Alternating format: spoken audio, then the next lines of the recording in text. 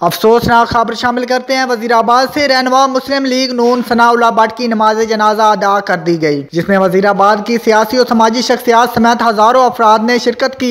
मजीद तफसीलात जानते हैं वजीराबाद से साजिद हुसैन भट्ट की इस रिपोर्ट में। सीनियर न्यूज एजेंट वापडा मुलाजम सैफुल्लाह भट्ट, सबक secretary general PTI Samiullah Bhatt के भाई अमीर जमात इस्लामी साबर हुसैन भट्ट के brother in law Sanaullah Bhatt, जो बिरून मुल्क स्पेन में इंतकाल कर गए थे। मरहूम की मैयत बजरिया हवाई जहाज इतवार को रात 2 बजे लाहौर एयरपोर्ट पहुंची। मरहूम की मैयत घर पहुंचने पर अहले खाना गम से निडाल हो गए। मरहूम की नमाज जनाजा पुरानी सराह में पढ़ाई गई, जिसमें सियासी और समाजी शख्सियात समेत हजारों अफराद ने शिरकत की। इस मौका पर हर आंख अश्कबार और हर दिल सोगवार था।